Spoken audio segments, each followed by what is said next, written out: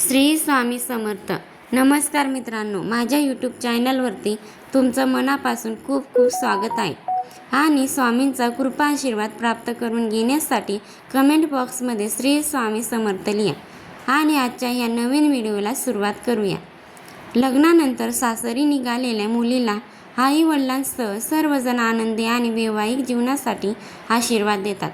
आपल्या मुलीला आनंदी ठेवणारा नवरा आणि सासर मिळावा अशी आई वडिलांची इच्छा असते. प्रत्येक पालक आपल्या मुलीला काही भेटवस्तू देत असतात. लग्नात मुलीला संसारासाठी म्हणून काही भेटवस्तू देण्याची पद्धत देखील आहे. आजही आपल्याला पाहायला मिळते की मुलगी सासरी निघालेली असताना काही गोष्टी तिला चुकून देखील दिल्या जात नाही. मुलगी आपल्या आई वडिलांच्या घरी मोठ्या लाडाने वाढते आणि लग्नानंतर तेच घर सोडून सासरच्या घरी जातात. जेव्हा मुली आई वडिलांच्या घरातून सासरच्या घरी जातात त्यावेळी आपल्या भारतीय परंपरेनुसार आई वडील आपल्या मुलीला लग्नानंतर तिच्या सुखी संसारासाठी जीवनासाठी सर्व काही पुरवत असतात. तिच्या सर्व इच्छा पुरवतात. आपल्या मुलीला दैनंदिन जीवनात ह्या गोष्टीची गरज असते त्या सर्व पुरवल्या जातात. पण तुम्हाला माहीत आहे का की मुलींनी लग्नानंतर आई वडिलांनी आपल्या घरातून नांदायला गेलेल्या मुलीला कधीच या गोष्टी देऊ नये. त्यामुळे तिच्या पतीवर फार मोठे संकट येऊ शकते. मुलींनी आईच्या घरातून कधीही या 3 वस्तू आणू नका. त्यामुळे घरात फार मोठे संकट येईल. जर तुम्हाला माहीत नसेल तर तुम्ही नक्कीच जाणून घ्या. हे खूप महत्त्वाचे आहे.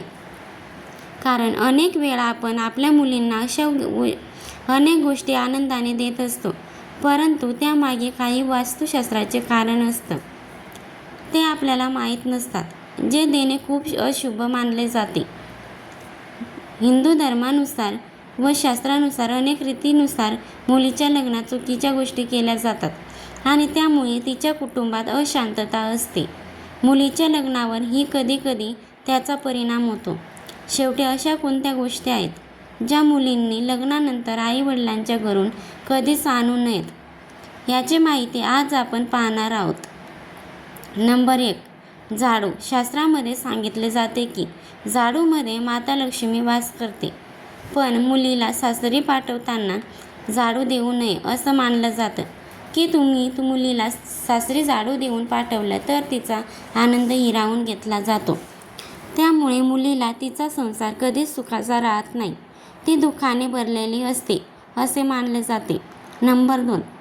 सुई किंवा टोकदार वस्तू. मुलीला निरोप देताना अशा गोष्टी दिल्याने नात्यात गोडवा येण्याऐवजी कटुता येते असे म्हणतात. त्यामुळे अशा गोष्टी देणे आवश्यक टाळावे.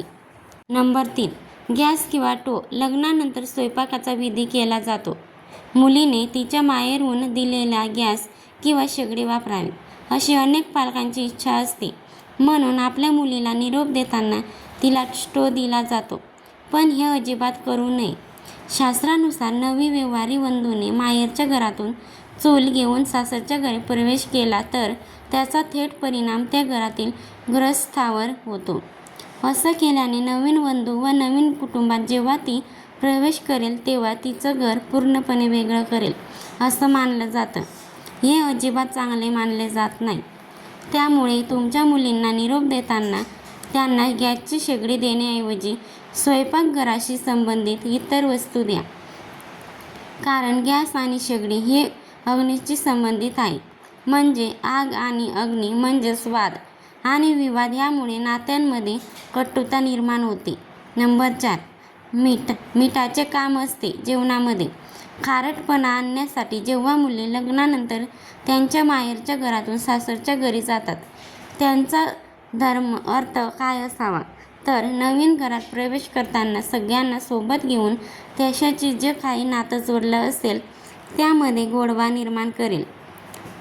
त्यामध्ये सगळ्या नात्यामध्ये गोडवा जोडणे. अशा परिस्थितीत आईच्या घरातून मीठ घेऊन सासरच्या घरी आणल्यामुळे संबंध बिघडू शकतात. प्रत्येक नात्याला खारटपणा येऊ शकतो. नवविवाहित सुनेने आपल्या माहेरवरून सासरच्या घरी मिठासारखे काहीही आणले तरी त्याचा आधार तिच्या कुटुंबाचे आयुष्यभर जोडला जातो. मग तिचे सासरच्या सोबतचे नाते कधी चांगले चालत नाही. ते नाते कधीच गोड होत नाही. आपल्या मुलीला निरोप देताना त्यांचे पालक त्यांच्या आवडी लोणचे देऊन पाठवतात. परंतु धार्मिकदृष्ट्या वाईट आणि चुकीचे आहे असे म्हणतात. लोणचे जसे खायला आंबट असते त्याचप्रमाणे पती पत्नीचे नाते बिघड होतात. त्यामुळे आंबटपणा देखील निर्माण होतो. कधीकधी हा आंबटपणा इतका खोल जातो की पती किंवा पत्नी यांच्यापैकी एकाचा मृत्यू देखील होऊ शकतो.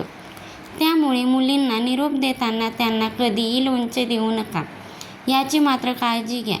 पालकांचा चांगलेपणा कधीकधी त्यांच्या मुलीवर भारी पडू शकतो. नंबर 5. तवा हा कुटुंबाच्या सुख समृद्धीचे आणि नशिबाशी संबंधित असतो. त्यामुळे तो मुलीला देणे योग्य नाही असे वास्तुशास्त्रात म्हटले जाते. तव्यामध्ये माता अन्नपूर्णा आणि माता लक्ष्मी यांचे स्वरूप असते असे मानले जातं.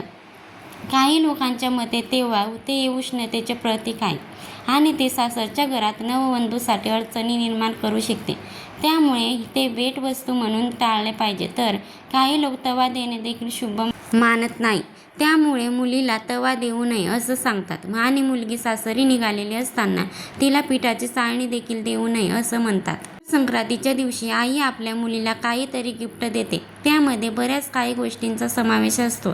चाळणी देखील त्यापैकीच एक आहे. मात्र चाळणी भेट देणे योग्य मानले जात नाही. सासरी चाललेल्या मुलीला पिठाची चाळणी दिल्याने सुखी जीवनात अडचणी येऊ लागतात असे मानले जाते.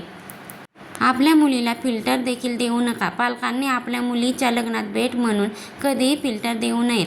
त्यात गाळणी म्हणजे चाळणी याचा देखील समावेश असतो. असा समज आहे की सासरच्या घरी चाळणी नेल्याने मुलीचे नातेही दूर होऊ लागते आणि ती जगात एकटी पडते. असं केल्याने त्यांचे वैवाहिक जीवन अनेक संकटांनी भरून जाऊ शकते. म्हणून ह्या वस्तू मुलीला कधीच देऊ नका. हा माहितीपूर्ण व्हिडिओ तुम्हाला आवडला असेल तर आपल्या मित्रपरिवारासोबत शेअर करा. या व्हिडिओला एक लाईक करून आपल्या चॅनलला सबस्क्राईब करा. श्री स्वामी समर्थ. जय जय स्वामी समर्थ. धन्यवाद.